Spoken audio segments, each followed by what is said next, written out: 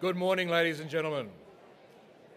Good morning and a very warm welcome to all of you on this brisk Brisbane winter's morning. If we can take our seats as quickly as possible, please. A particular welcome to all parents and grandparents who have come today to see their sons and grandsons presented with an academic award for Semester 1. You are very, very welcome. A shout out to the Fogarty boys watching on from Tierney Hall this morning. Also this morning we will launch our Mental Wellbeing Week, and McKenna House will talk to us about the Sudsy Challenge, an event in support of their house charity, Young Care.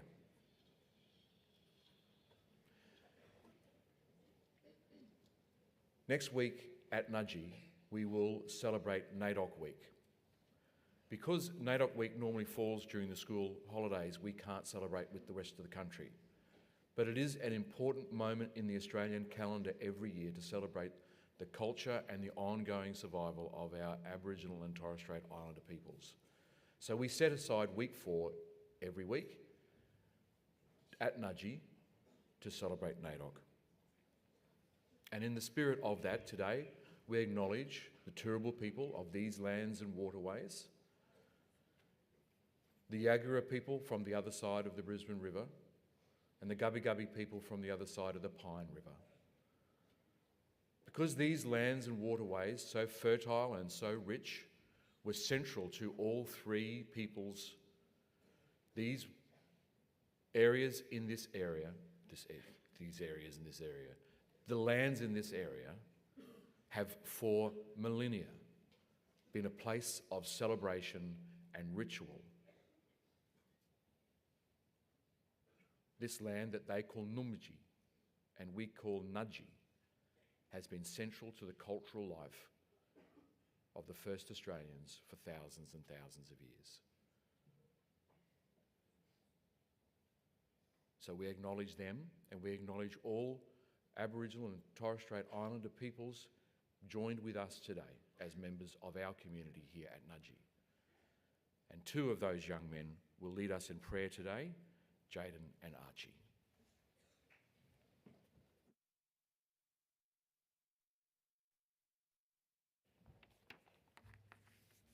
In voice and in action, in the name of the Father, Son, Holy Spirit. Amen.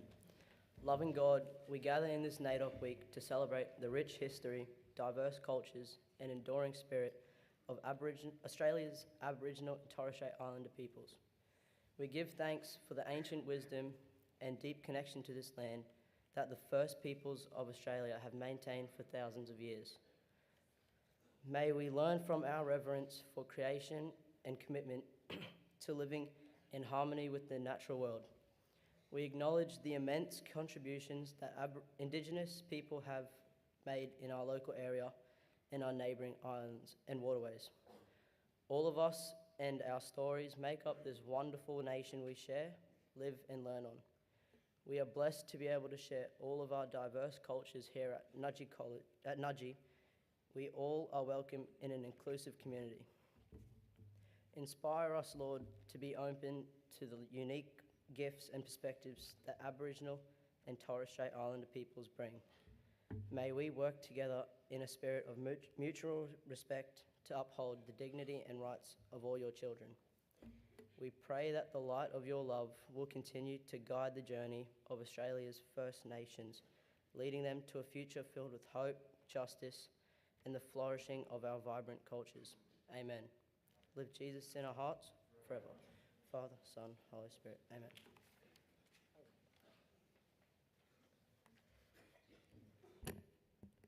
Morning, Mr. Thompson, CLT, staff, and my Nudgee brothers. Next week, we will celebrate NAIDOC at Nudgee, a week dedicated to acknowledging the rich culture, history, and achievements of our Aboriginal and Torres Strait Islander peoples. This year's theme, Keep the Fire Burning, represents the enduring strength of Indigenous cultures across Australia and is a celebration of Indigenous identity. Next week, we will have various activities and displays at lunchtimes in the library and in SF classrooms. At lunchtimes, Throughout the week, we welcome all of our non-Indigenous brothers to our liberating education room next to the dining hall to experience the rich culture and artefacts we have at Nudgee, whether that be learning to play the didgeridoo or learning the significance of Dreamtime stories. Please come and experience what is on to offer. Thank you.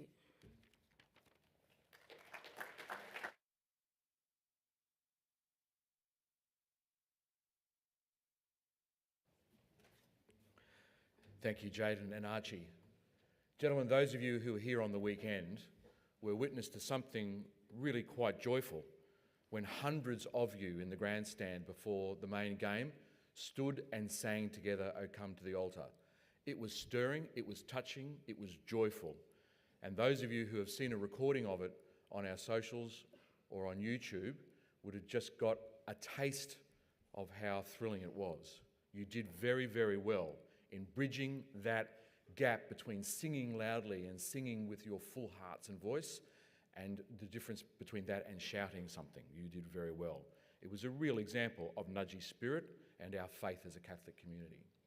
So I invite you today, in the same way, singing loudly without yelling, singing fully in unity, to stand now and sing our school song together.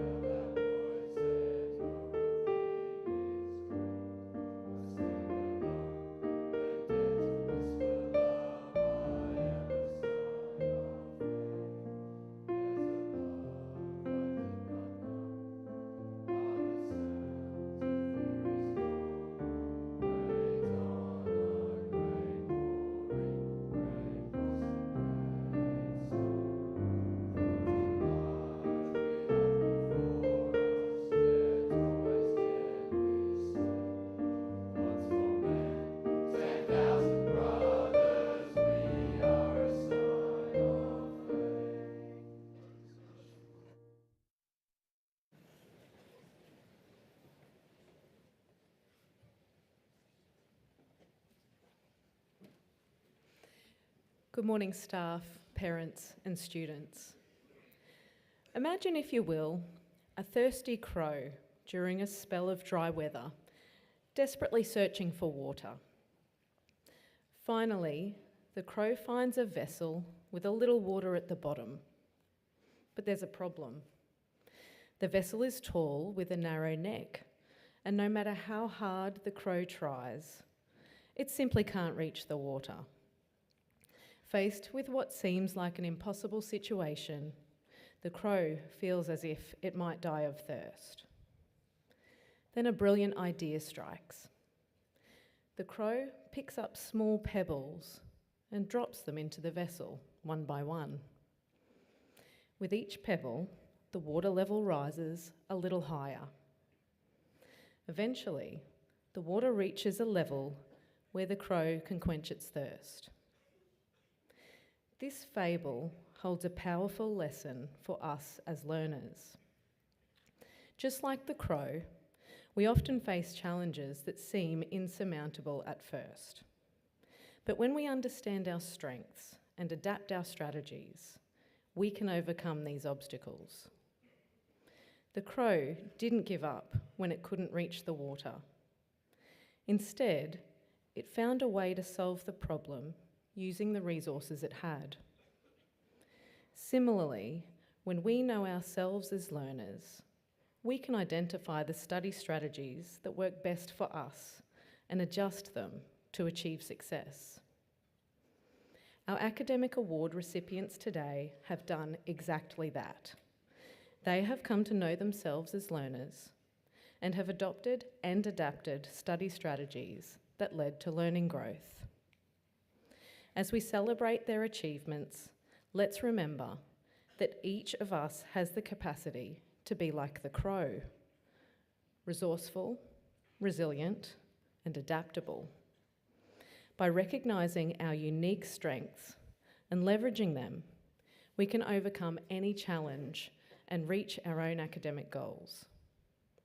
Nudgee learners, like the crow, are not defined by the obstacles they face, but by their ability to adapt and thrive.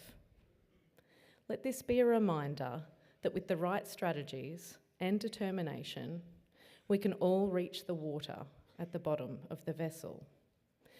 I now invite Chloe Arnold to the stage to present the Year 10 Academic Award winners for Semester 1 2024.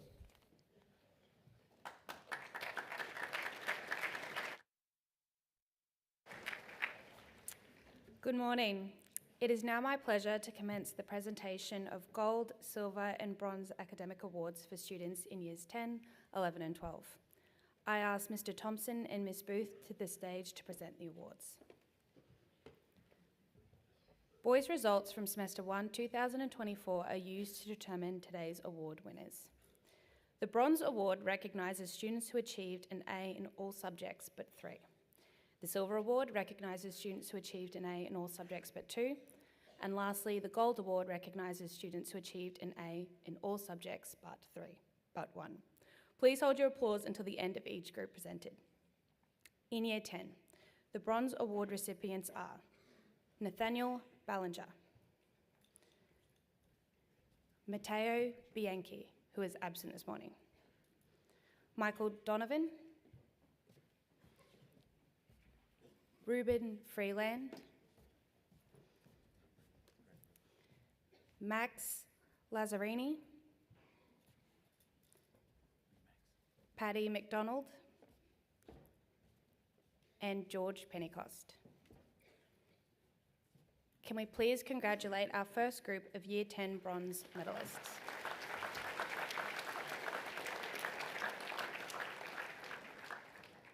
Also receiving a bronze award in Year 10 are Nicholas Phillip,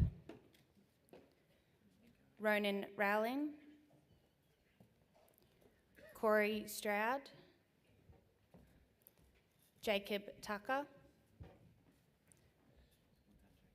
Flynn Toomey, who is absent this morning, Jack Walker, and Harry Weingarth. Can we please congratulate our final group of Year 10 bronze medalists?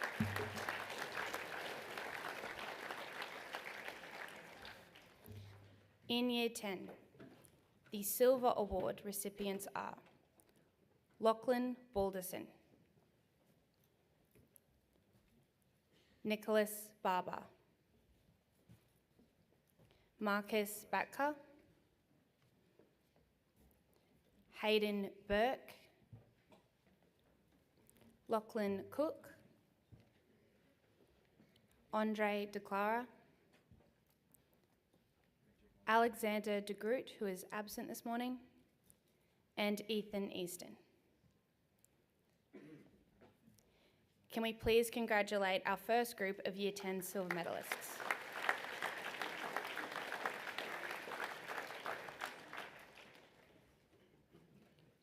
Also receiving a silver award in Year 10 are Harrison Elsie, Mac Finlayson, Matthew Fuller, Luke Hardingham, Roman Jones, Cooper Keel, Shorshi Mitchell, and Nakota Murphy. Can we please congratulate our second group of Year 10 silver medalists?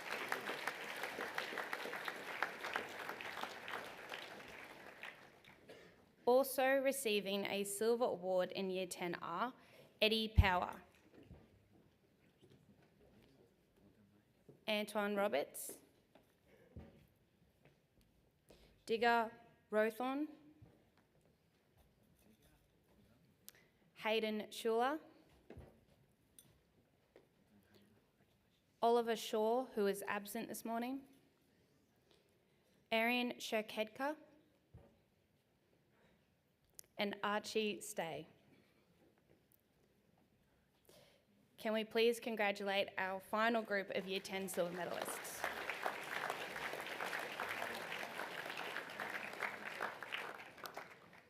In Year 10, the Gold Award recipients are Ethan Andrews, Jacob Brown, Callum Brunello, Ethan Cockburn,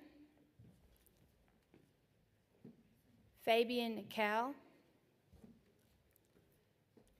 William Dallymore, who is absent this morning, Will Dawson, Jeremy Deacon, and Sam Duffy. Can we please congratulate our first group of Year 10 gold medalists?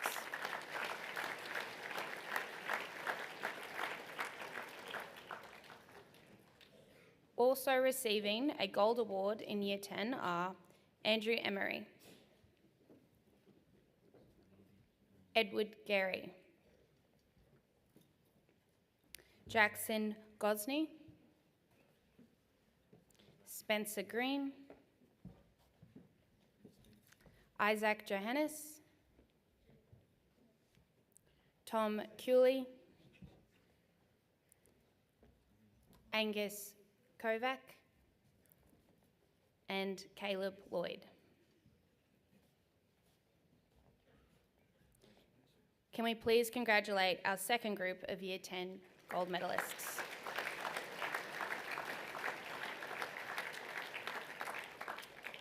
Also receiving a gold award in Year 10 are Vincent Maraveka, Max Malloy, Timothy Nash, Ben Sands, Jude Shaw, Billy Spicer, Sean Watkins, and Baxter Witteveen.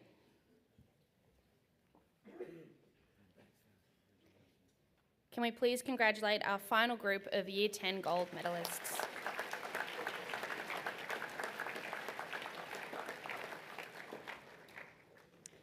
I would now like to welcome Mr. Michael Burns to the stage.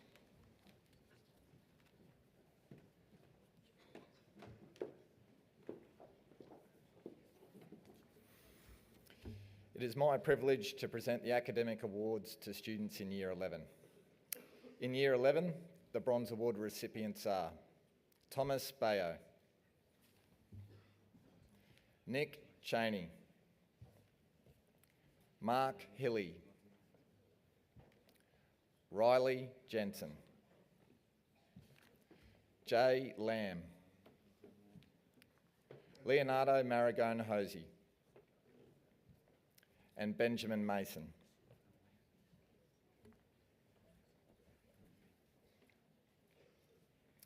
Can we please congratulate our first group of Year 11 bronze medalists?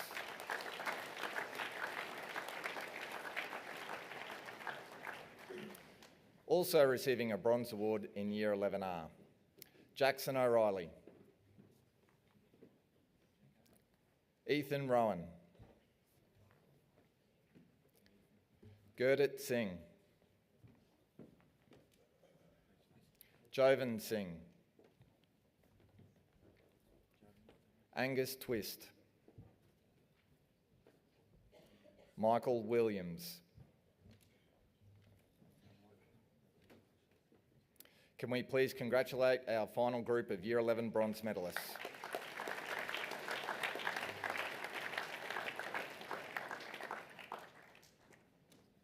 In Year 11, the Silver Award recipients are Bennett Armistead, Cooper Barnard Stour, Hugo Brooks Jones, Angus Casey, Dermot Clancy, Will Condon, who is absent today, and Lockie Cook.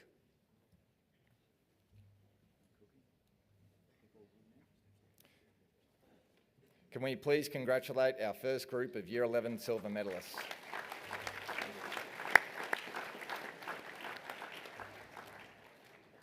Also receiving a silver award in Year 11 are Nicholas Cordingley, Charles Dallymore, Gage Dittman, Eric Fitzgerald, Nicholas Franklin, and Ryan French.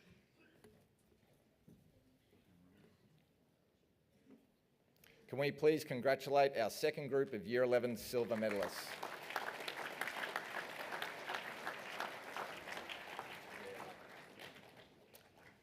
Also receiving a silver award in Year 11 are Robert Gavin, Oliver Gegg, Ben Goggin. Sorry, Ben is absent today. Jem Harper, Hilton M, Lucas Jabreen, Charlie Lyons,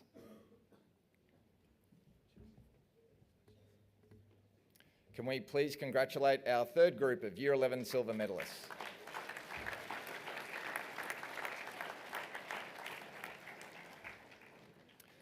Also receiving a silver award in Year 11 are Tom McKinney, Ryan Matthews, Riley Nixon, Tanush Patel, Harrison Patrick, Oliver Patterson,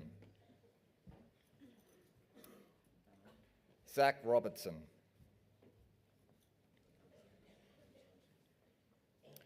can we please congratulate our fourth group of Year 11 silver medalists?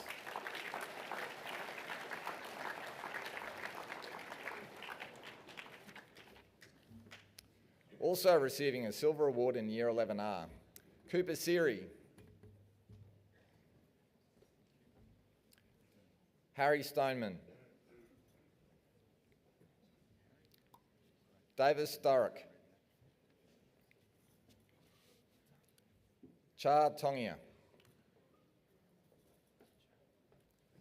Sam Tully, Paddy Williams, and Harry Wright.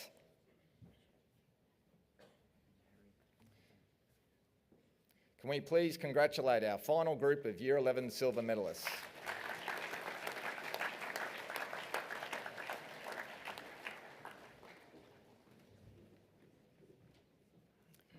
In Year 11, the Gold Award recipients are Zach Bowers, Cal Caniff, Joseph Costigan, Lucien DeWitt, Oliver Duyer, Tom Duffield, Joshua Eslick, Xander Isles,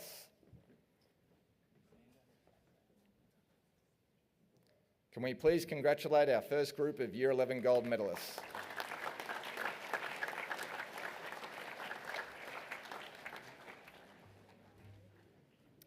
Also receiving a gold award in Year 11 are Adam Fraser, Toby Harvey, who's absent today, Matthew Heath,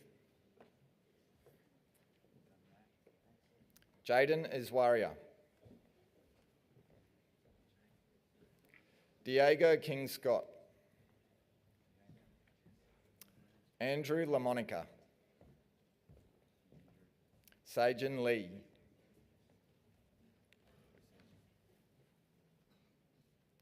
can we please congratulate our second group of Year 11 gold medalists?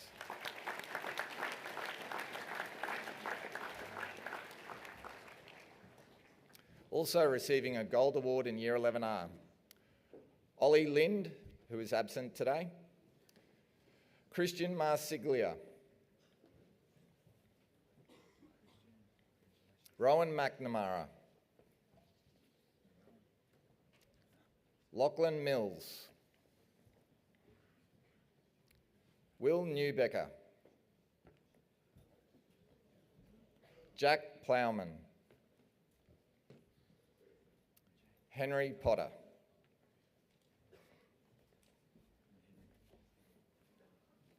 Can we please congratulate our third group of Year 11 gold medalists?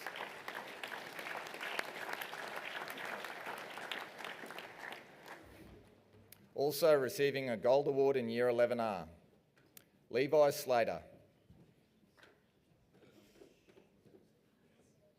Alex Smith, Felix Smith, who is absent today, Ryan Stewart, Ash Taylor, Josh Wilkinson, Jack Williams, and Fergus Wright.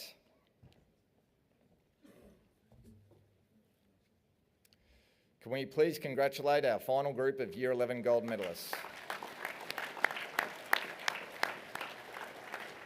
I would now like to welcome Alana Herod to the stage.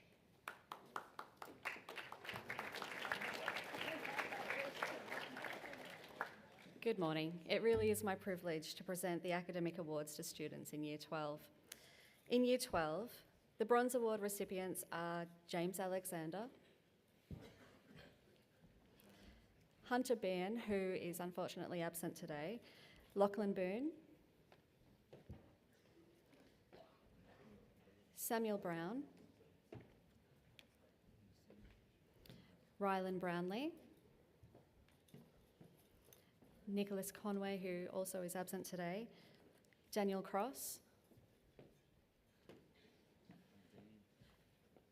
Jed Elms. Can we please congratulate our first group of Year 12 bronze medalists?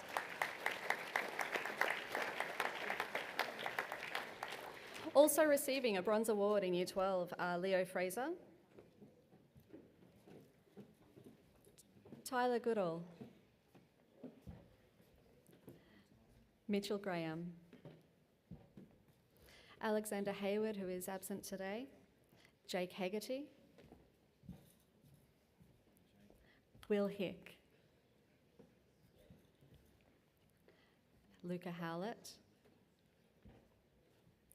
Can we please congratulate our second group of bronze medalists for Year 12?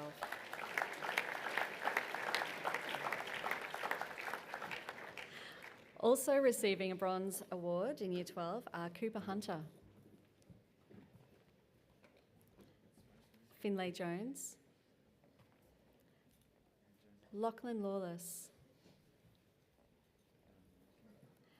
Liam McBride, Samuel McDonnell, Angus McLean,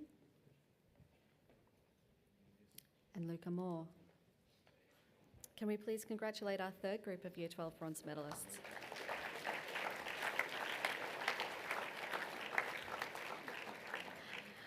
Also receiving a bronze award in Year 12 are Max O'Brien, Dominic Oswald, Charlie Parker, Thomas Partridge, Dusty Piper, Daniel Rostron, who is absent today, I'm afraid, and Matthew Rostron. a round of congratulations for our fourth group of Year 12 bronze medalists.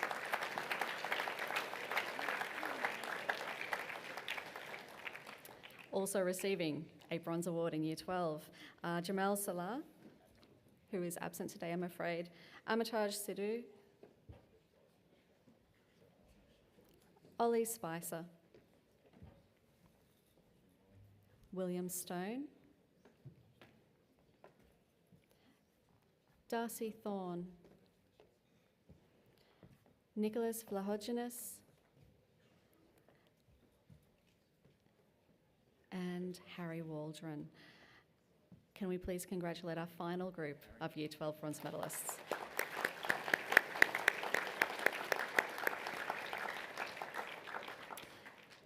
In Year 12, the Silver Award recipients are Lachlan Olara, Akira Chen,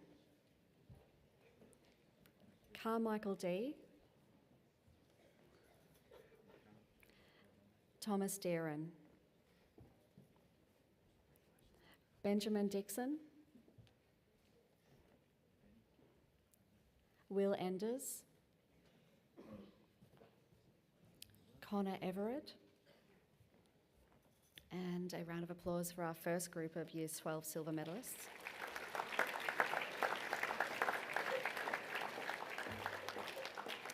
Also receiving a silver award in Year 12 are Cormac Foster, Joseph Gannon, Gabe Jerry, Hugo Hart, Isaac Parker, Samuel Watson, Carter Welfare. And that was our final group of Year 12 Silver Award.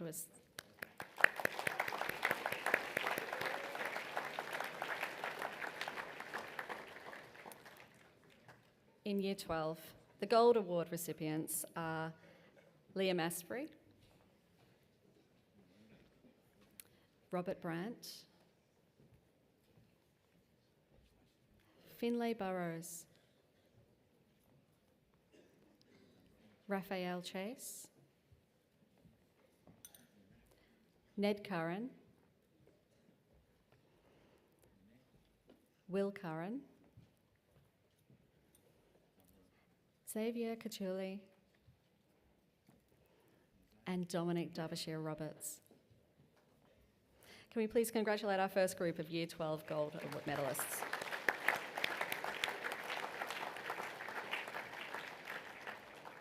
Also receiving a Gold Award in Year 12 are Kai Dewan, Benjamin Ditchburn, Riley Doherty, Ned Fairley, George Gillam, Charlie Hallett, and Robbie Hopkins. A round of applause for our second group of Year 12 Gold medalists.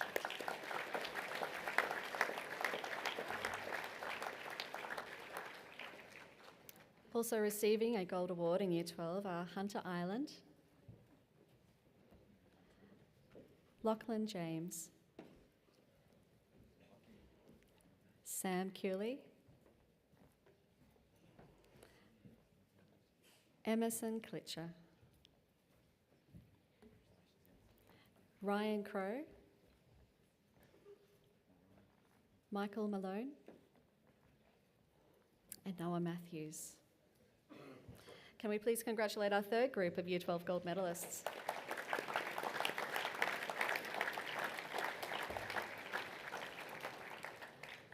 Also receiving a Gold Award in Year 12 are Leah McBride, Will McGrath, Divishan Naidu, Fred Nash, Alex Patty, Timothy Philippe, who is absent today, Max Purcell, And that is our fourth group of Year 12 gold medalists.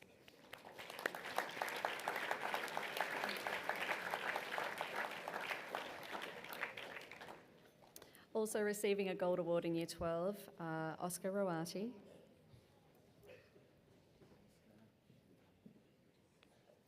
Christian Rogers. Bailey Rye. Zachary Shadforth.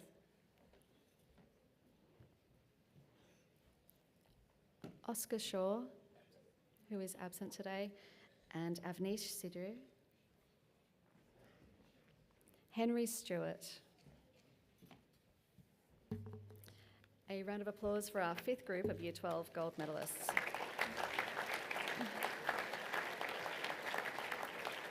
Our final group of Year 12 gold medalists today are Lawson Swain, Baxter Vole, Jamie Waddington, Matthew Walker, Dominic Webber, Hugo Wendt, and Noah Wilson. It is with great pleasure I ask you to congratulate our final group of Year 12 gold medalists.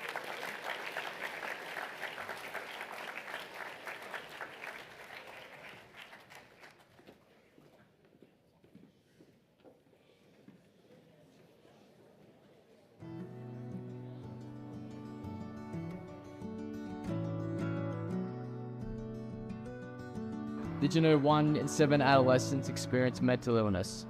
3/4 of mental health issues emerge before the age of 25. Suicide is the leading cause of death for young people between 15 to 17.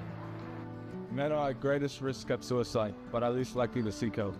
Of men are reluctant to talk to or see someone about their concerns. They think it shows a sign of weakness, that they'll be judged, or that their worries aren't serious enough. We want to change this and improve our mental wellness by encouraging conversations with our mental. Students who seek help report feeling better to manage their difficulties. Balancing schoolwork, leadership, and co-curricular activities, whilst also finding time for myself, can be challenging and sometimes make me feel anxious, but I'm okay to talk about this. Being away from family and loved ones can often take a toll on me that make me feel stressed, but I'm okay to talk about this. I aim to achieve highly, yet the ongoing setting expectations I place on my academics and co-curricular take a toll on me, and I'm okay to talk about this. The pressures I place on myself to do well academically and with co-curricular affect me, but I'm okay to talk about this. I find myself overthinking about the past and the future, instead of being present at the moment. But speaking on this helps me. Balancing school commitments, co-curricular activities, and my social life can sometimes feel overwhelming. Opening up to my mates and family when I'm struggling really helps. This week, we're wearing our hearts on our sleeve and encouraging each other to talk about mental well-being. Mate to mate. Mate to mate. Mate to mate. We encourage you to talk about your feelings and start a conversation. Mate to mate.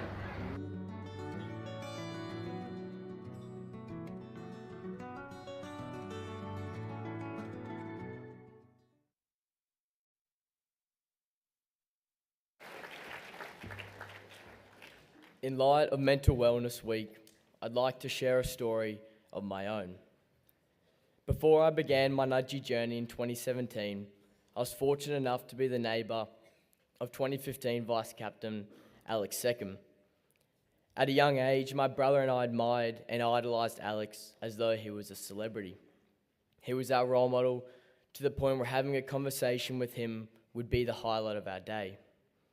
In our eyes, Alex was a hero. Not because he could do wheelies along the street, but because he was always smiling. His selflessness was on show every time he sacrificed his own time to have a chat with Harry and me in the afternoons, every time he taught us how to do scooter tricks, or every time he played street cricket with us. He took us under his wing, and for that, we will forever be grateful.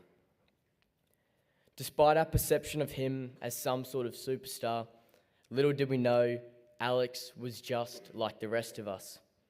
He had his strengths and had his weaknesses, He had his highs and had his lows.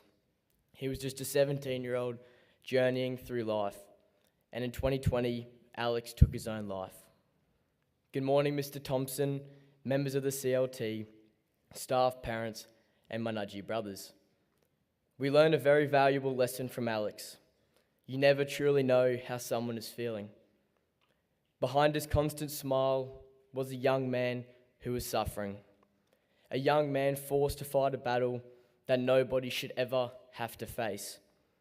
And unfortunately, too many within this room and in our community will have to fight that same battle.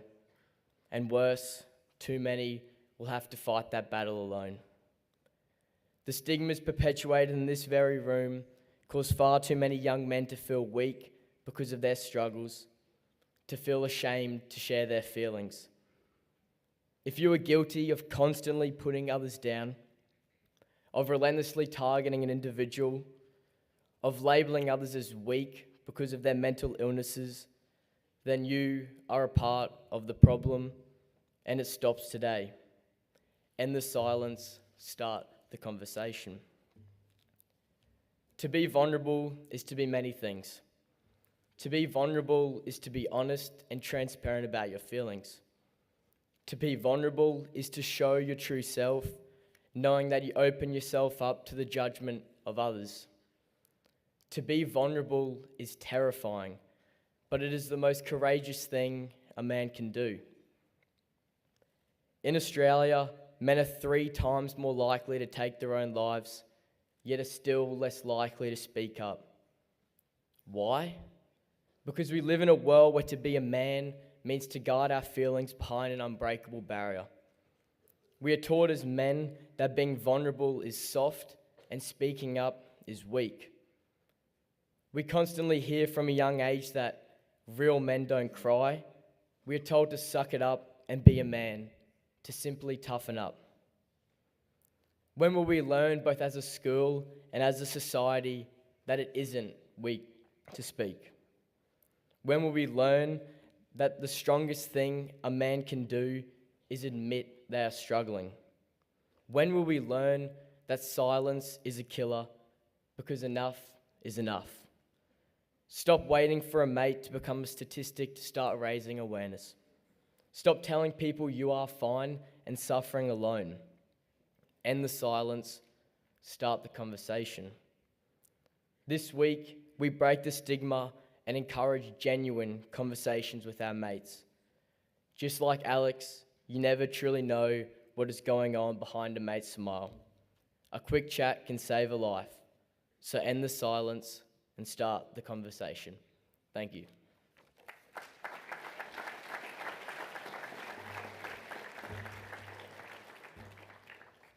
As of 2020, 1 in 3 teenage men in Australia were affected by mental health issues.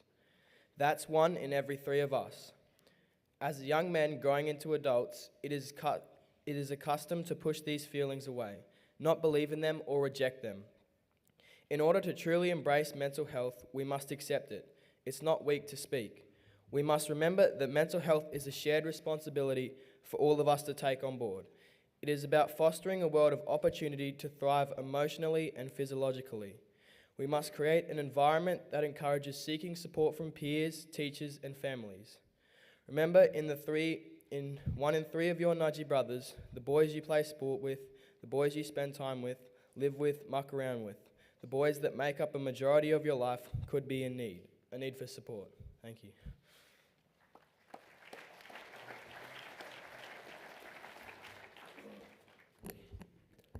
As you know, Mental Wellbeing Week is about raising awareness for and improving our mental health and wellbeing. This week, there are a range of activities that will be running throughout the school, aimed at providing you with opportunities to look after your wellbeing. Today at lunchtime, Rock Band 3 will be playing on the Teenie AstroTurf. Music is a great way to improve your mood, so make sure you get out to Teenie at lunch today. Tree planting for National Tree Day will also be running today, Wednesday and Thursday at lunchtime, between O'Neill and Hendry Oval. There are 50 trees that need planting, and it's a great way to take some time out and enjoy the outdoors, so it'd be great to see many of you out there. We'll be running activities in PC this week with a focus of starting conversations.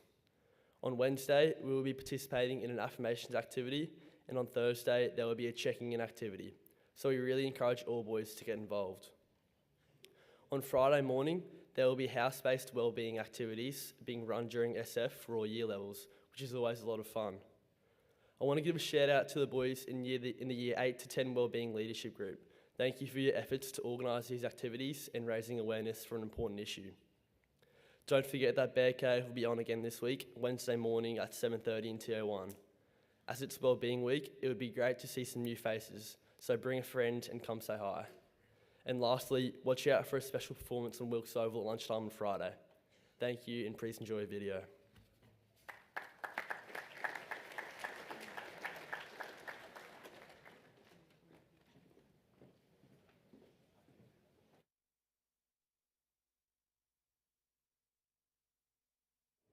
So, Will, what does mental health mean to you?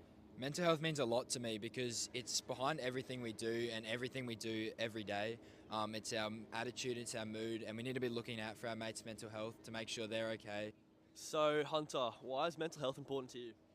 Well, I think it's really important to make sure you always make time for yourself and take a break from all your studies and co-curriculars and, really make sure you're getting in your own space. So I got Ruckus here. Ruckus, how often do you check up on your mates? Oh, pretty often. Why is that so important? Oh, just in case they're feeling down, you just cheer them up a few. So Joey, why is sport so important in mental health? Sport in mental health is very important because you prioritise getting out there and socialising with your mates. So George, why is Mental Wellbeing Week important to you? Mental Wellbeing Week is very important to me because it creates some awareness for mental health and creates awareness for your mates to check up on you and for you to check up on your mates. To speak to your mates. I think it's good to just keep up with them and make sure they're doing all right. I think it's good just to check in and make sure they're doing okay, and yeah. There you have it. So why is mental health important to you guys? I think it's just because it really keeps you going, it keeps you up, makes you happy. I think it's just everyone taking care of themselves, Because we need to start a conversation that could lead to some drastic things. I think it's important to speak up, no matter what. So, why should we care about mental health? I think mental health's really important because, we've only got one body and one brain, and no matter what else you've got going on in your life, if that's not all right, then everything else is just going to be much worse off. So, once you've got yourself right, then you can worry about everything else in your life.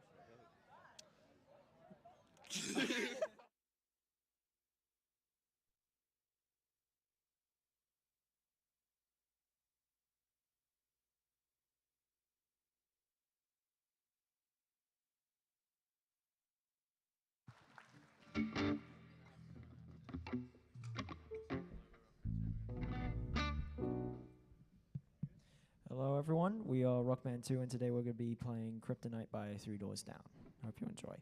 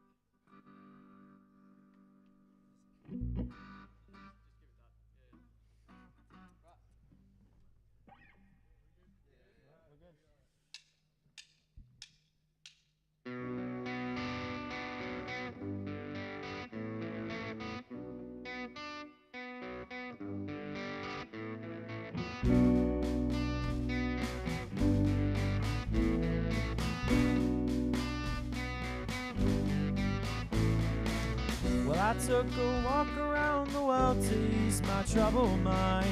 I left my body lying somewhere in the sand of time. I watched the world flow to the dark side of the moon.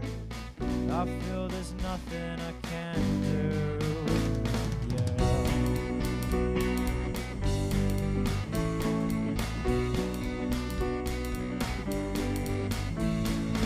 Well, I watched the world flow to the dark side of the moon. After all, I knew it had to be to do with you. I really don't mind what happens now and then, as long as you'll be my friend in the end. If I go crazy, then will you still call me Superman? If I'm alive, then well, will you be there to hold my hand? I'll keep you by my side, my superhuman might, kryptonite.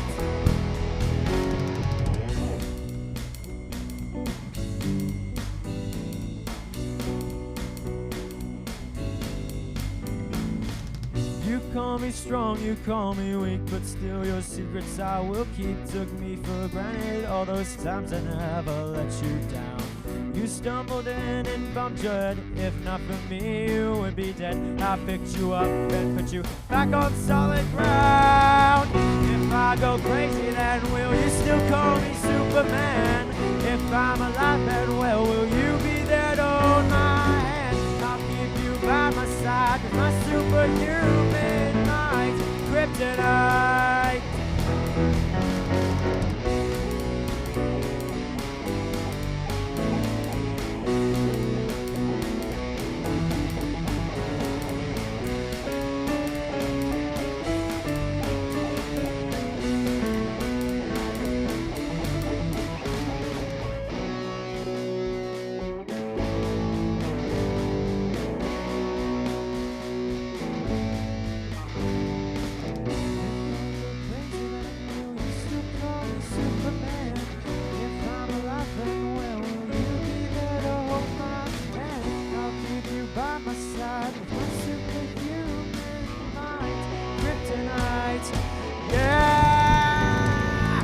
If I go crazy, then will you still call me Superman?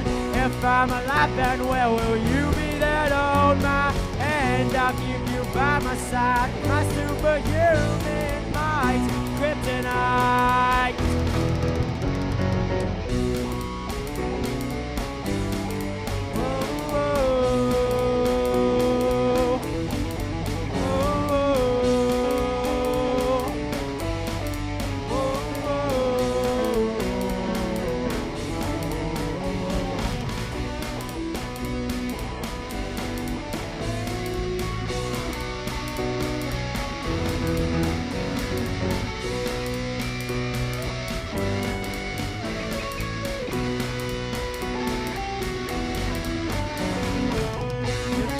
Crazy, then will you still call me Superman? If I'm alive, then well, will you be there to hold my hand? I'll keep you by my side, my superhuman might, kryptonite.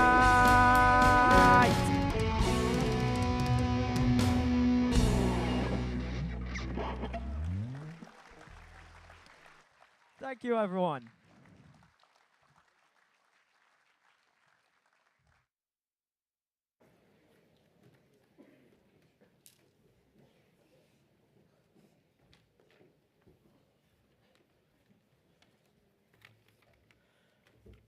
Good morning, Mr. Thompson, CLT, guests, teachers, and Nudgee students.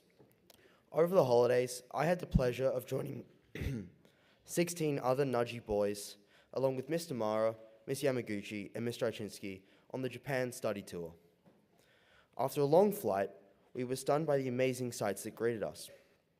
The beautiful night sky, painted with the lights of Tokyo, set the scene for our trip. The intense busyness of Tokyo was a real sensory overload, but we all loved it. After a few days in Tokyo, we took a bus to Kawaguchiko, a small lakeside town with an amazing view of Mount Fuji. Most of the boys also had their first experience with a Japanese bath here as well, which is a culture shock, but was very refreshing.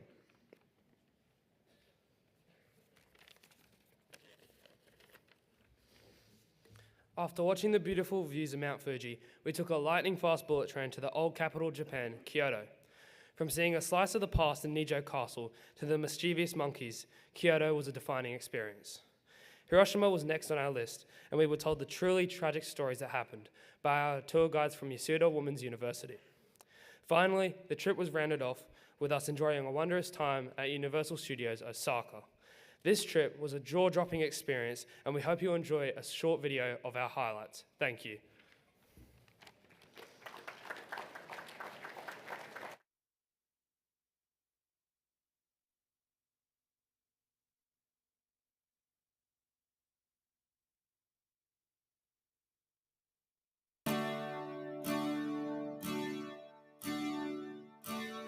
ドブネズミみたいに美しくなりたい写真には写らない美しさがあるからリンダリンダリンダリンダリンダリンダリンダリンダリンダリンダもしも僕がいつか君と出会い話し合うならそんな時はどうか愛の意味を知ってくださいリ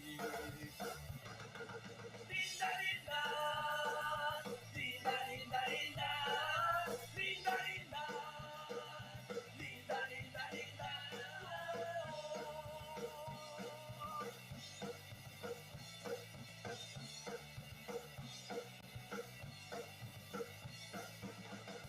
ドブネズミみたいに誰よりも優しいドブネズミみたいに何よりも温かくリンダリンダリンダリンダリンダリンダリンダリンダリンダリンダもしも僕がいつか君と出会い話し合うならそんな時はどうか愛の意味を知ってください愛じゃなくても恋じゃなくても君を話はしない決して負けない強い力を僕は一つだけ持つリンダリンダリンダリンダリンダリンダリンダリンダリンダリンダ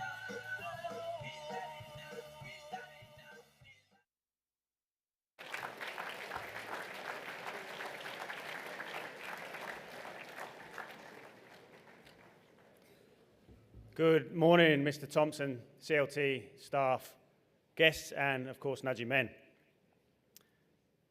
Firstly, I'd just like to commend our Term 3 sportsmen on the start to the season in rugby and basketball, and particularly like to credit those of you that have been supporting on the sidelines over the past few weeks. Most schools will be lucky to get the number of supporters we had in round one for their biggest home game of the season, let alone away down in Ipswich.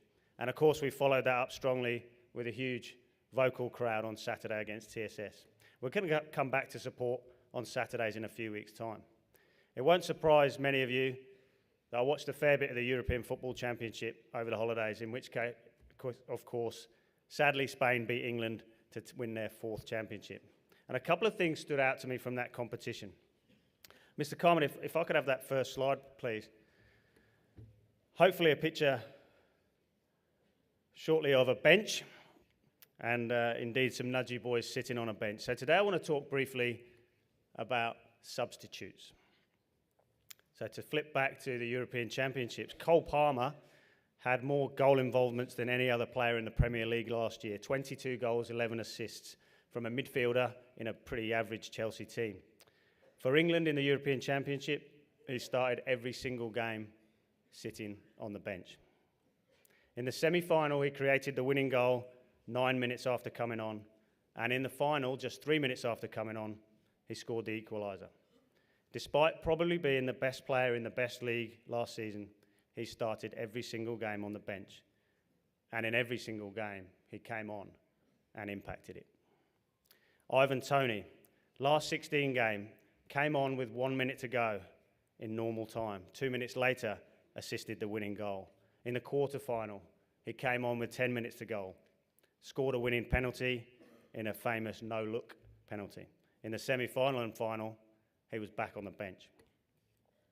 Dani Olmo for Spain, not in the team at the start of the tournament, selected due to the injury of another player, match winner in a number of games, and at the end of the tournament, selected in the team of the tournament.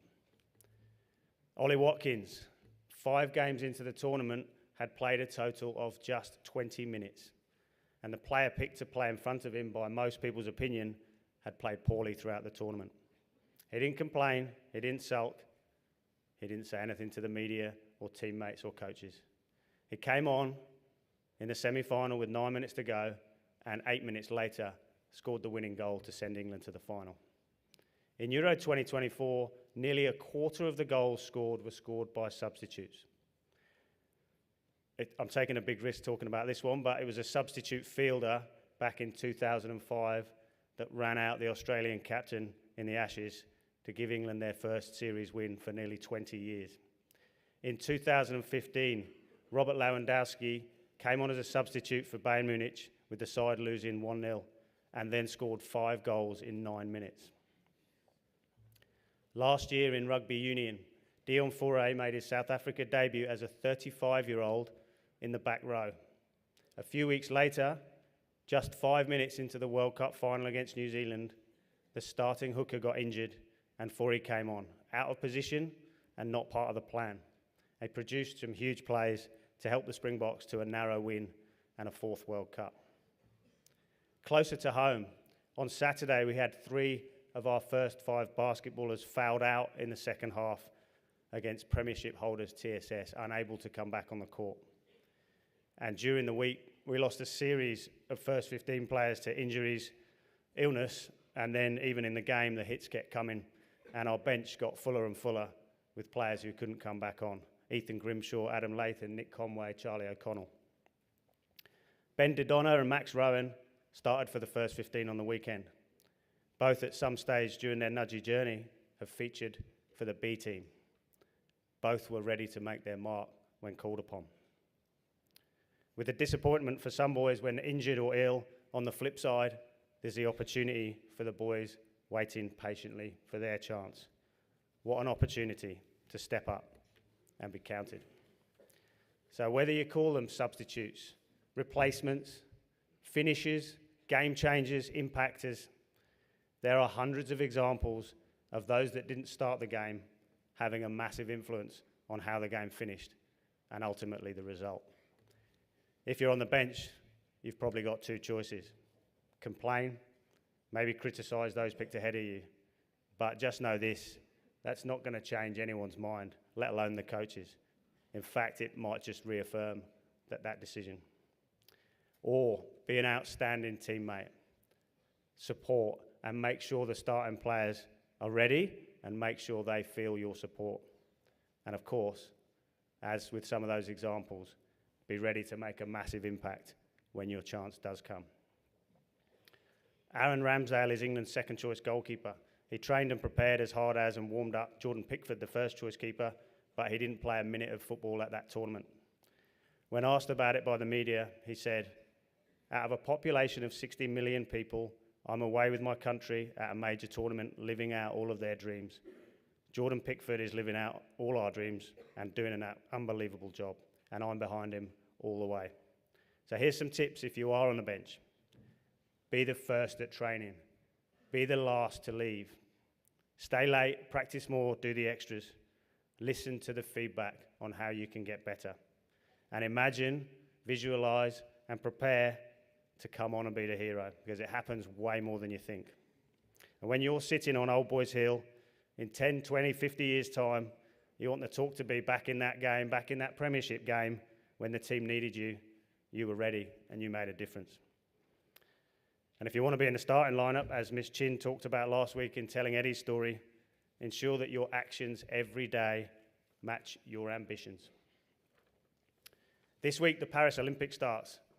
the pinnacle for many sportsmen and women. If you get a chance to follow it, along with the chase for gold medals, there's some incredible and inspiring stories of people, often against the odds, achieving unbelievable things. The archer inspired by a Disney film, the gymnast who grew up in foster care, the javelin thrower paralysed by a stray bullet, the athlete affected by the Chernobyl nuclear disaster. And bear this in mind as well. In 1961, American President J.F. Kennedy announced the ambition to put a man on the moon. 8 years later, on almost this exact day today, the Apollo 11 rocket launched, which saw Neil Armstrong and Buzz Aldrin walk on the surface of the moon. 8 years between ambition and reality. And of course, if you started here in year 5, your journey at Nudgee is 8 years. So if you're on the bench, in the seas, or maybe even haven't had your debut yet, just consider, if American could put a man on the moon in 8 years, surely you can achieve anything you set your mind to here at Nudgee in that same time frame. Nudgee men, get started on chasing your dreams, whatever they may be, and of course, good luck on Saturday. I think I'll introduce Ethan and Fred. Thank you.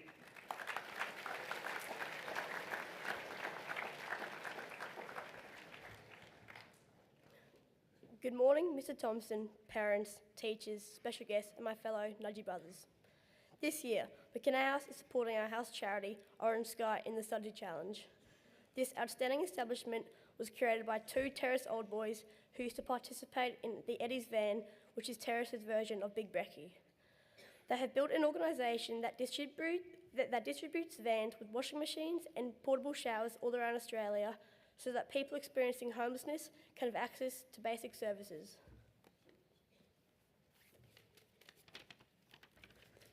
This week, you might notice a bit of a smell wafting around the school as 32 McKenna men keep on their kit for 3 days, both in solidarity with those who are doing it tough and to raise awareness. Will it be pretty by Friday afternoon? Probably not, but that is kind of the point. We aren't doing this because it's comfortable. We're doing this because it highlights the challenges faced by the 120,000 Australians who are currently experiencing homelessness. At the end of the day, Orange Sky's mission is to provide access to free laundry, warm showers, and genuine conversation. With the help of all those who donated, we can support them to keep this happening. Currently, we have raised over $6,200, which is equivalent to 260 loads of laundry. However, it's not too late to donate. You can find a link to our fundraising page in the student notices. Thank you.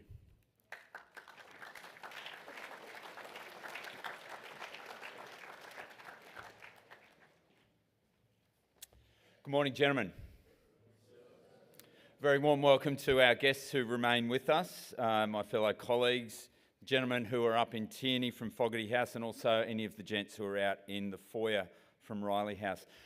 It's been a wonderful assembly to this point, and I just ask that you hang in there, gentlemen, just for a moment longer while you listen to me, and then Mr. Kennellan will wrap up our assembly. So please sit up in your seats. A couple of things I want to acknowledge before I talk about what I need to. So a very big thank you to Archie from Year 8 who launched NAIDOC Week. So one of the 2 very big weeks that we have coming up, NAIDOC Week next week, and of course Mental Wellbeing Week this week. So to Oscar, George and Huxley, thank you very much for that very important message. There's a lot of things that are going on there, gents. Please make sure that you check your student notices and where you can get involved. That's a bit of a recurrent theme that we're hearing this morning, and one that I'll talk to a little bit later on about involvement at the school here. Well done also to Rock Band 2 and Hugh out front there. Hugh's only in Year 9. I was sitting down next to Fred from Year 12, and he was quite surprised that someone in such a young grade could sing so well and have such a presence on stage. So to all of Rock Band 2, I think they deserve another great round of applause, please.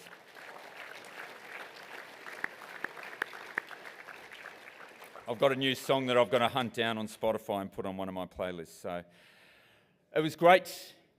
It was great to see so many students across the stage here. So today, whilst give or take a couple of absences, but we had 233 boys acknowledged with bronze, silver or gold academic medals. Last week, we had 180 of our Year 5 to Year 9 students. So it's a great reflection of where the priorities lie in our school. And as I've said before, what you do between 8:20 and 2:55 is the most important thing. So please remember that. I mentioned before about the balance, and we heard that in the video around Mental Wellbeing Week. The balance is so key. And just today, when I had the privilege to be up here and congratulate all the young men who walked across the stage, one thing that really stood out was not just did we have our learning leaders, our academic leaders, who are being recognised for the great efforts that they're putting in class and the achievements that they've attained, but the majority of those boys there were either leaders in their cultural field, leaders in their sporting field, in their performing arts pursuits, leaders in social justice around the school. So that balanced life is so important.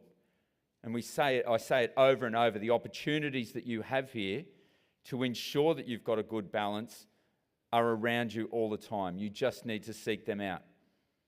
And today's assembly has been a great example of what you can do as a young man at Nudgee. If we were to talk to our directors, our conductors, our coaches in the school, what we're going to find that they say that the best students that they have, chances are they're up on this stage.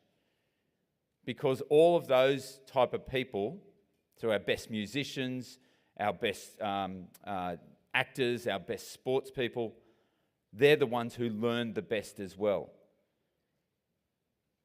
Anyone who is being taught, coached, anything like that outside of a classroom, it's the people who you're working with who look for those teachable moments, those coachable moments. So you need to ensure that you are always going to be a learner. You've got, gentlemen, 5 wonderful opportunities each day to improve as a learner. And as you can see here, that quote that I've got up on the screen there by a gentleman by the name of Brian Herbert. Capacity to learn is a gift. The ability to learn is a skill. But the willingness to learn is a choice. And you have that choice every single day that you go into a classroom. And that also ties into you as a person and the choices you make. Sadly, the other day I was walking past a Year 7 class who was Year 7 class who was preparing to go into their room. And instead of just preparing for that lesson and waiting appropriately, boys making the choice to be a nuisance to one another, to certain boys in that class. So things like rock tying. And I hear a murmur there, but it's a real annoyance that goes on. No one needs to have that happen to them. You have no right to go around and pull someone else's tie just to annoy them and make them have to redo it. All of us now, be it new or old at the school, we're now into our second term in our formal uniform for 2024. Please eradicate things like that. But I'll go back to you as a learner. And that is the one thing that will set you on a golden path beyond the gates of Nudgee College. So make that choice. Make that choice to willingly learn. I would like to speak briefly about a very important thing that's we find ourselves in this week. And so this is Queensland Catholic Education Week. I want to talk for a moment, and I'll loop back as well to a little bit of what Mr. Pybus said. And Mr. Pybus, just a warning, you shouldn't mention, even though you didn't mention his name, but Gary Pratt was the substitute fielder that ran out Ricky Ponting, and 20 years later, it's still a name that shouldn't be mentioned in Australia. So I'll have you on notice for that. But this week we have Catholic Education Week in Queensland. There's 312 Catholic schools in Queensland. 1 in 5 students in Australia are educated in a Catholic school. And quite often we take a lot of that for granted. And I would like to take you back to the origins of our school, Blessed Edmund Rice. So in the 18th century in Ireland, there weren't as many freedoms as they have today. There weren't the freedoms that we have in Australia here. So students or children who wanted to be educated or whose parents wanted to educate them with a Catholic faith had to do so in secrecy. It was something called hedge schools. So they found these little hollows and these little riverbanks and behind hedges and everything where religious people would educate young Irish kids in the Catholic way in the 18th century, because it was outlawed. At that point, they were colonised by the British, and the British had put an act through in the 1600s that meant that the only religion that could be taught in schools was the Anglican religion. And so we take a lot for granted. Blessed Edmund Rice was educated by a gentleman by the name of Brother Patrick Grace. So you can see behind me on the screen the beautiful icon that you see around the place.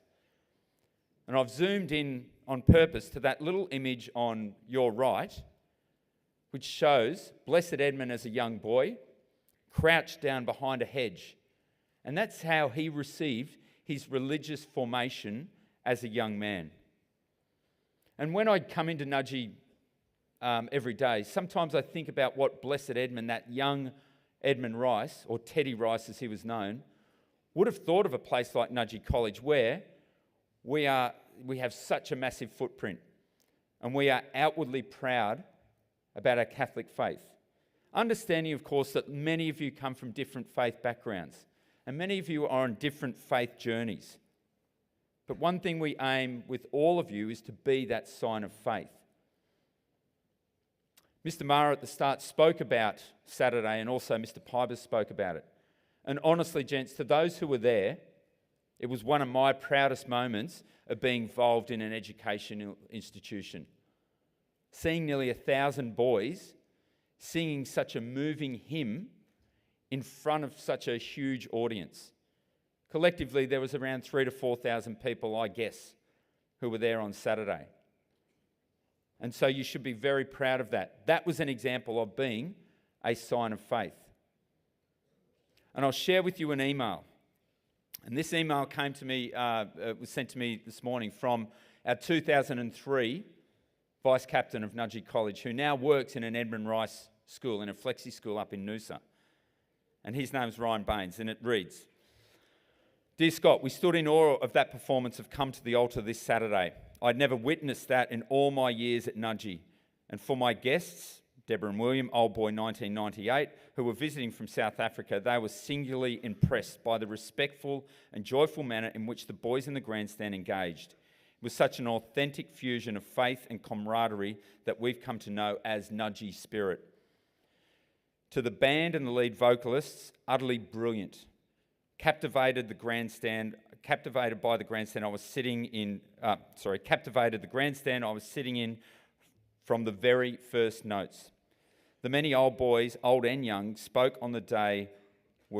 I spoke to on the day were really emotional and moved by this performance. It was a truly special visit back to my old school, made all the more memorable by the authentic way the boys embodied what it means to be a sign of faith. Well done to them and to the many staff who undoubtedly prepared them for the day." So, gents, a wonderful affirmation there. And I'm going to leave you today. We all come, in this Catholic Education Week, we all come from very different faith backgrounds. And we're all on very different faith journeys. Some of you in the audience here know the person of Jesus Christ within. You know that you're loved. And you're on that journey. But all of the staff, and this is what I pray for this week, and I know all the staff do too, and it falls into line with Blessed Edmund Rice's words to his fellow brothers. Have courage, the good seed will grow up in the children's hearts later on. So, gents, I pray that that seed will continue to grow in each and every one of you during this Catholic Education Week. Thank you.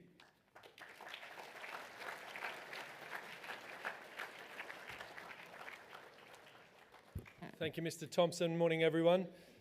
Gents, thanks very much for your participation. Our focus now is getting you to period 2 quickly, so if I could ask Hugo Hart to give us, conclude our assembly with 3 cheers.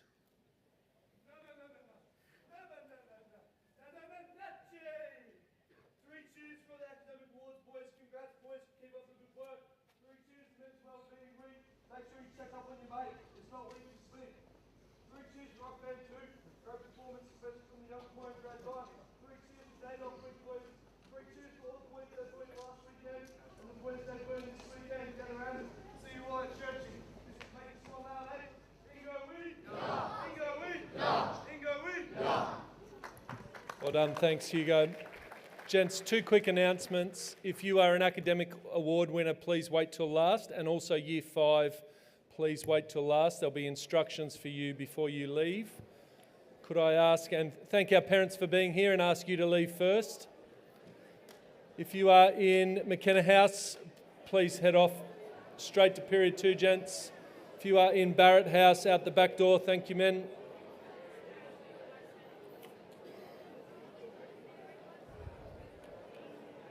Riley House,